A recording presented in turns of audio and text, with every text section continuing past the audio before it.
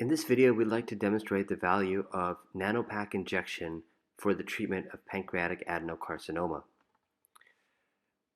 We undertook a trial for the injection of NanoPac into pancreatic adenocarcinoma in a neoadjuvant approach. This is a case of a 59-year-old female with excellent functional status, ECOG of 0, who had an endoscopic ultrasound and CT scans demonstrating a T4, N0, M0, stage 3 pancreatic adenocarcinoma. In the initial CT scans, you can see there is a 2.7 by 2.2 centimeter mass in the head of the pancreas. This mass had involvement of adjacent vascular structures, most notably the superior mesenteric artery, also referred to as the SMA. Additional adjacent vascular structures were also involved. The case was reviewed at our multidisciplinary tumor board. As with many pancreatic cancers, approximately 15% of all cases are eligible for resection. This case was no different, and at our multidisciplinary tumor board, it was deemed to take a neoadjuvant approach, allowing for upfront treatment with chemotherapy to shrink the lesion in an attempt for resection. R0 resection, or complete resection with negative surgical margins, is the only opportunity for cure for pancreatic adenocarcinoma. The patient was then began on a series of treatments with chemotherapy with FOLFIRINOX. She received a total of 4 cycles. She had restaging scans that showed no improvement in the degree of vascular involvement by her pancreatic cancer. She then received stereotactic radiation therapy and again had restaging scans, which did not show significant improvement. The trial for NanoPac injection was discussed with her and she was enrolled. She received a series of 2 NanoPac injections.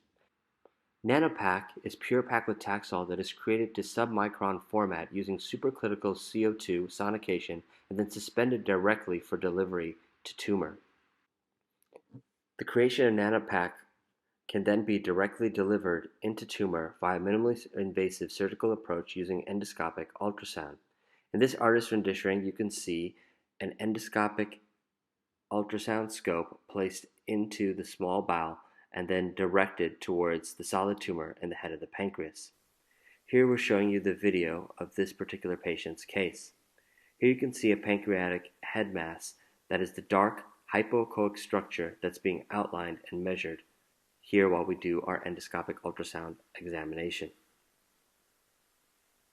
After careful evaluation of the mass, we're intentionally interrogating adjacent structures such as ductal structures as well as vasculature. Here you can see our evaluation of the portal confluence.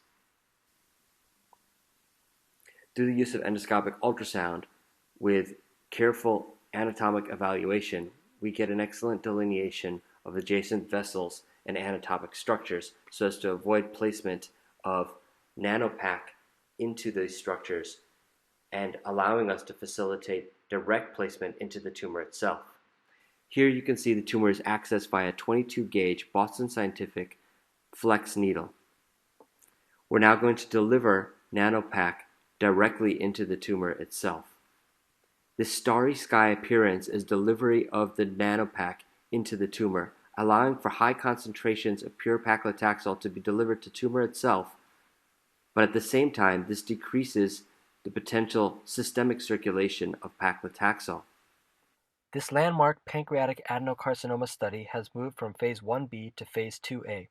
There have not been significant adverse effects from dose escalation. This study is a prospective cohort study conducted at 4 sites with high expertise in endoscopic ultrasound.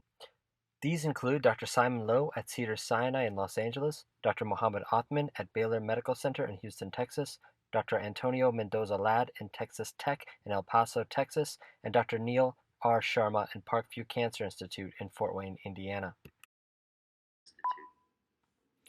Our particular patient in this study had an excellent response to NanoPac injection. There was a decrease in lesion size from 2.7 by 2.2 centimeters to 2.2 by 1.6 centimeters, and significantly less involvement of the SMA, as you can see here on this CT scan. The decreased involvement of the SMA was reviewed at a multidisciplinary tumor board, and the patient was able to be taken for Whipple surgery. Final pathology revealed a 2.2 by 1.8 centimeter adenocarcinoma of the pancreas with high-grade dysplasia. There was negative surgical margins. The patient also had 0 lymph node involvement.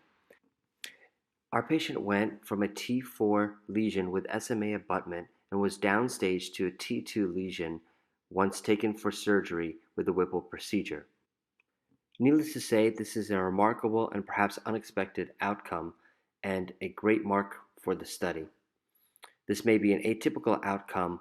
However, the combination of endoscopic ultrasound-guided NanoPac injection in addition to systemic chemotherapy with or without radiation therapy may provide a potential future treatment algorithm in the attempt of a neoadjuvant approach to reduce the size and vascular involvement of pancreatic adenocarcinoma, leading to downstaging and getting more patients to potential surgical cure. Pancreatic adenocarcinoma continues to have a very poor prognosis, with a 7 to 9% survival at 5 years.